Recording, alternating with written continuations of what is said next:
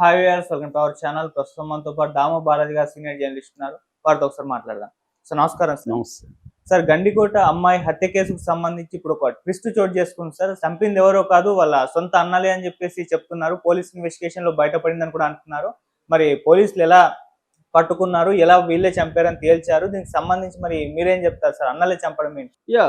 ఇది ముందు నుంచి కూడా ఒక యాంగిల్లో ఫ్యామిలీ ఇన్వాల్వ్ అయిందా అన్న డౌట్ అయితే ఉంది పోలీసులకి. 14వ తేదీ సంఘటన జరిగింది. మనం సంఘటన క్రమం చూసుకుంటే అర్లీ మార్నింగ్ వైష్ణవి ఇంట్లో నుంచి బయలుదేరి బాలికల జూనియర్ కళాశాలకి వచ్చింది. ఒకటే వచ్చింది. మామూలుగా అయితే ఎవ్రీడే వాళ్ళ అన్న బ్రహ్మయ్య, సొంత అన్న బ్రహ్మయ్య, కజిన్ కొండయ్య, వీళ్ళిద్దరిలో ఎవరో ఒకరు బైకులు తీసుకొచ్చి వదిలి మళ్ళీ తీసుకెళ్ళేవాళ్ళు.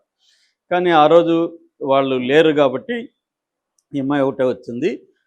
వచ్చిన తర్వాత వాళ్ళమ్మ వాళ్ళ సొంత ఊరుకి వెళ్ళింది. సో అక్కడ సురేంద్ర అని ఇంకొక బ్రదర్ ఉన్నాడు, ఈ అమ్మాయికి పెదనాన్న కొడుకు, అతనితో ఆమె కలిసింది. ఆ టైంలో వాళ్ళకి ఫోన్ వచ్చింది. ఆ ఫోను ఏమో కాలేజీ నుంచి వచ్చింది, అమ్మాయిల ఫ్రెండ్స్ నుంచి. మీ అమ్మాయి రాలేదు కాలేజీకి అని అడిగారు.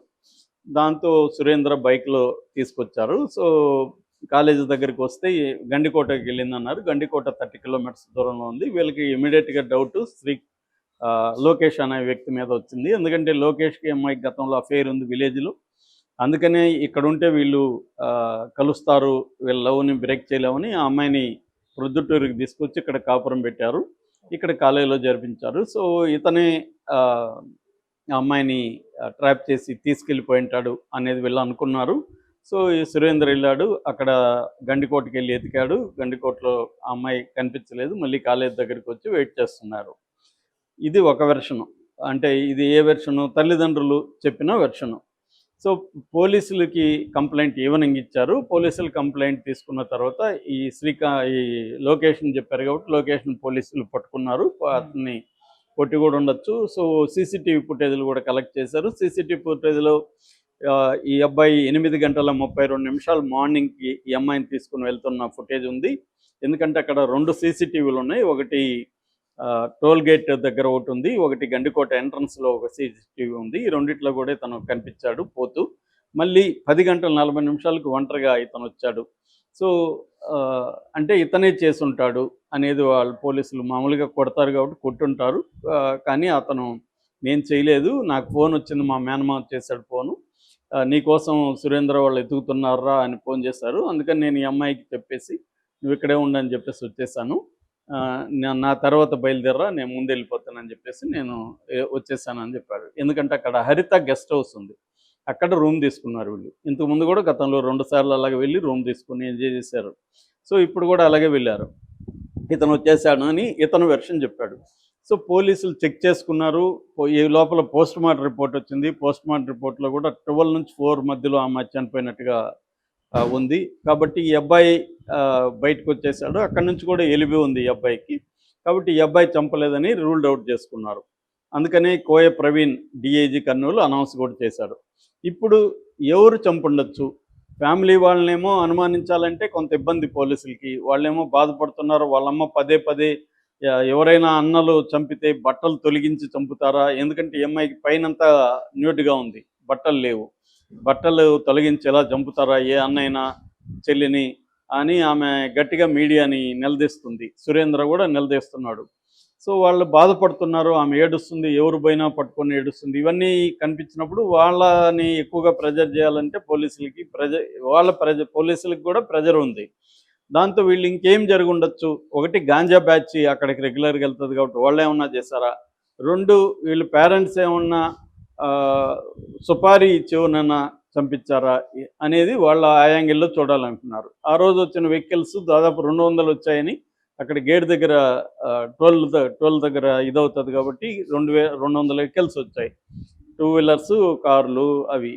సో 200 వాళ్ళని పరిశీలించడం, మళ్ళీ సీసీటీవీలని క్షుణ్ణంగా పరిశీలించడం, ఇవన్నీ కొంతమంది అక్కడ టూరిస్టులు ఎవరన్నా ఉంటే వాళ్ళ నమోదైంది, వాళ్ళ పేర్ల అడ్రస్లు ఏమన్నా దొరికితే వాళ్ళని ఇలాగా చేయడం. మరోవైపు ఎఫ్ఎస్ఎల్ ఫోరెన్సిక్ సైన్స్ ల్యాబ్కి సంబంధించి దాంట్లో ఇవన్నీ టెస్ట్ చేయడం, ఈఎంఐకి సంబంధించిన ఆధారాలు ఏమన్నా ఉన్నాయా, అమ్మాయి మీద ఏమన్నా వేలు ముద్రలు అట్లాంటివి ఏమున్నాయి ఇవన్నీ చేయడం మొదలుపెట్టారు. సో ఈ క్రమంలో దాదాపు ఈరోజు 10వ రోజు.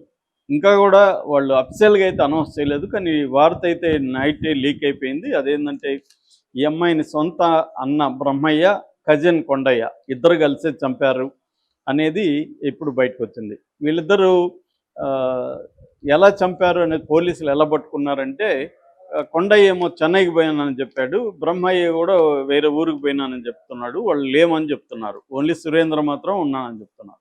కానీ మామూలుగా పోలీసులు ఒక హత్య జరిగినప్పుడు జనరల్గా కొన్ని మెథడ్స్ ఫాలో అవుతారు. ఒకటి సీసీటీవీలు చూస్తారు, 2 ఫోన్లు తీసుకొని ఫోన్లో డేటా పరిశీలిస్తారు, ఫోన్లో కానీ సోషల్ మీడియాలో కానీ ఏమన్నా చాటింగ్లు కానీ ఇవన్నీ కాల్స్ కానీ పరిశీలిస్తారు.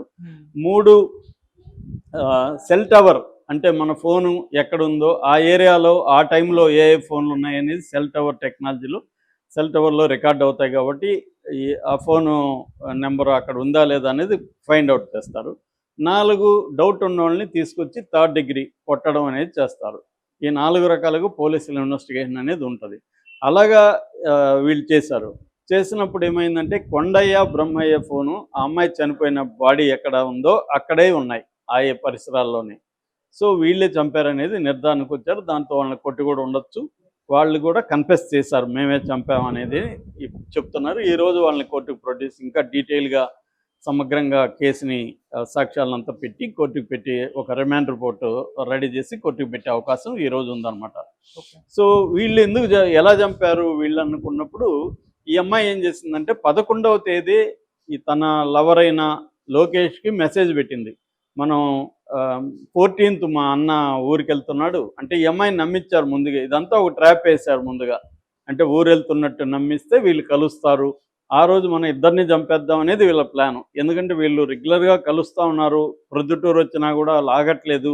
వాడి కులం వేరు, వాడికి పెద్ద డబ్బులు లేదు, వాడు సోంబేర్లాగా తిరుగుతున్నాడు, తాగి జూతము తర్వాత గాంజా ఈ బ్యాచ్లతో తిరుగుతున్నాడు. అలాంటి వాడికి ఈ అమ్మాయిని ఇచ్చి పెళ్లి చేయడం వీళ్ళకి ఇష్టం లేదు. ఈ అమ్మాయిని బాగా చదివించుకొని మంచిగా చేయాలనేది వీళ్ళ కోరిక. దానికి ఆ అమ్మాయి ఒప్పుకోవట్లేదు. దాంతో అమ్మాయిని వాడిని ఇద్దరిని చంపేద్దామని ప్లాన్ చేసి వీళ్ళు ఒక ట్రాప్ వేశారు. ఊరు వెళ్తున్నట్టుండి అప్పుడు ఈ అమ్మాయి వాడిని పిలుస్తుంది, వీళ్ళు కలుస్తారు. మామూలుగా వీళ్ళు అక్కడ కలుస్తారు కాబట్టి గండుకోటలో అక్కడ వేసేయడం కూడా ఈజీ అని చెప్పి వీళ్ళు ముందుగానే రెక్కీ చేసుకున్నారు, ప్లాన్ చేసుకున్నారు. ఎక్కడెక్కడ కెమెరాలు ఉన్నాయి, ఎక్కడ వీళ్ళు ఏ రూమ్లో ఉంటారు, ఎక్కడ అక్కడ నుంచి ఎలా వీళ్ళని చంపాలి, ఇవన్నీ కూడా ముందుగా ప్లాన్ చేసుకొని రెక్కీ చేసుకొని ఉన్నారు. కరెక్ట్గా ఈ అమ్మాయి ఏం చేసిందంటే వీళ్ళ అమ్మ ఫోన్లో నుంచి ఇన్స్టాలో, ఎందుకంటే అమ్మాయికి ఫోన్ ఇవ్వలేదు కాబట్టి అమ్మ ఫోన్లో నుంచి ఇన్స్టా దీంట్లోకి వెళ్ళి వీడికి మెసేజ్ పెట్టింది, నువ్వు ఇలా రా అని. వాడు కూడా నేను వస్తానని చెప్పాడు. ఎవరు 14th. అది వీళ్ళు చూశారు. సో వీళ్ళ ట్రాప్ కరెక్ట్గానే జరుగుతుందని చెప్పి వీళ్ళు ప్లాన్ చేసి వీళ్ళు ముందుగానే అక్కడికి వెళ్ళిపోయారు. ఎవరు, ఈ బ్రహ్మయ్య కొండయ్య. ఈ అబ్బాయి ఏమో సురేంద్ర అక్కడ నుంచి వచ్చి ఎలిబి కోసం కాలేజ్ దగ్గర ఈవినింగ్ వరకు ఉన్నారు వీళ్ళు. అంటే మేము ఇక్కడే ఉన్నాం, సురేంద్ర మీద కదా డౌట్ అందరికీ, కాబట్టి సురేంద్ర ఏమో అక్కడే ఉన్నాడు. సో 5 నిమిషాలు కూడా లేదు, అప్పుడే కొన్ని ఛానళ్ళు అడిగారు, నువ్వు 30 కిలోమీటర్లు పోయి మీ చెల్లెలు అక్కడే ఉందని నీకు నమ్మకంగా కాలేజీలో చెప్తే ఎవరైనా 1-2 గంటలు వెతుకుతారు కదా, నువ్వెందుకు 5 నిమిషాలు అడిగేసి వచ్చేసావు అని కూడా అడిగితే, లేదు అక్కడ ఊరు లేదన్నారు, వచ్చేసానని చెప్తున్నాడు. నేను కూడా విన్నాను. సో అప్పుడే చాలామందికి డౌట్ వచ్చింది ఏదో సంథింగ్ అని. సో అలాగా మొత్తానికి ఇదంతా కూడా వీళ్ళు కన్ఫెస్ చేశారు. సో ఆ అమ్మాయి ఎప్పుడే కానీ వీళ్ళు అనుకున్నట్టు జరగలే. ఈ అబ్బాయి వాళ్ళ మామ చెప్పేసరికి ఈ అబ్బాయి బయటకు వచ్చేసాడు. వాళ్ళ మామకు కూడా సురేంద్ర ఫోన్ చేశానని చెప్తున్నాడు. సురేంద్ర ఫోన్ చేయడం వల్ల వాళ్ళ మామకు తెలుసు. వాళ్ళ మామ ఇమ్మీడియట్గా అబ్బాయి చెప్పడంతో అబ్బాయి హుషారుగా వచ్చాడు, లేకపోతే అబ్బాయిని కూడా చంపేసి ఉండేవాళ్ళు. వచ్చేసినాక వీళ్ళు ఏం చేశారంటే, ఆ అమ్మాయి కూడా ఒక విజువల్ వచ్చింది. సో 10:40కి ఇతను బయటకు వస్తే 10:49కి ఆ అమ్మాయి కూడా గేట్ బయటకు వచ్చింది. ఆ విజువల్ కూడా ఇప్పుడు బయటకు వచ్చింది. సో ఆ అమ్మాయి బయటకు వచ్చినాక అమ్మాయిని పట్టుకున్నారు వీళ్ళు. పట్టుకొని మాట్లాడదాం రా అని చెప్పి లోపలికి తీసుకెళ్లారు. లోపలికి తీసుకెళ్ళి ఆ అమ్మాయిని బాగా కొట్టి రక్కి విపరీతంగా గుండెల మీద లివర్ పాడేట్టుగా, తర్వాత లంగ్స్ పాడేట్టుగా కొట్టారనమాట. అంటే ఇంటర్నల్ ఆర్గాన్స్ ఫెయిల్యూర్ వల్లనే చనిపోయింది అనేది పోస్ట్ మార్టం రిపోర్ట్. అలా కొట్టి ఒక కన్ఫ్యూజన్ క్రియేట్ చేయడానికి పైన బట్టలు ఇప్పారు. ఎందుకంటే ఇది వాడి మీద పెడదాము అని చెప్పి. లైంగికంగా ఏదో చేశాడు అన్నట్టుగా బట్టలు ఇప్పించి ముళ్ళ పొట్లలో పడేశారు. ఫస్ట్ శవాన్ని గుర్తుపట్టింది కూడా ఈ కొండయ్య అనమాట. సో ఇది వాళ్ళు చేసిన ప్లాన్. ఇది క్లియర్గా పరువు హత్య. అంటే తమ పిల్లల్నే తాము చంపుకునే ఒక దుష్ట సంస్కృతి. ఇది పరువు హత్య అనకూడదు, ఇది కుల దురహంకార హత్య అనేది కూడా చాలామంది అంటున్నారు. ఏదేమైనా ఇది ఇప్పుడు కేవలం అగ్ర కులాలే కాకుండా బీసీలు కూడా ఎక్కువ మంది చంపుతున్నారు. బలవుతుండేది కులపరంగా చూసుకుంటే దళితులు, జెండర్ పరంగా చూసుకుంటే అమ్మాయిలు. ఇదే వీళ్ళకి అబ్బాయిలో ఈ సురేంద్రనో బ్రహ్మయ్య కొండయ్యో ఒక దళిత అమ్మాయిని లవ్ చేస్తే వాళ్ళు చంపేవాళ్ళు అంటే నో. ఎందుకంటే డేటా ప్రకారం మనం చూస్తే అబ్బాయిల్ని చంపరు, అమ్మాయిల ద్వారానే పరువు పోతుందనేది ఇప్పటికీ నమ్ముతున్నారు మనోళ్ళు. అది కూడా దళితులైతేనే నమ్ముతారు. ఇదే కులం అప్పర్ కాస్ట్ ఈ అమ్మాయి లవ్ చేస్తుంది అనుకో, కమ్మారెడ్డినో, ఈ అమ్మాయిని చంపుండకపోవచ్చు మ్యాక్సిమం. ఎందుకంటే డేటా ప్రకారం అలా జరగట్లేదు. సో దళితుల్ని, స్త్రీలని చంపుతున్నారు పరువు పేరు. Thank you so much.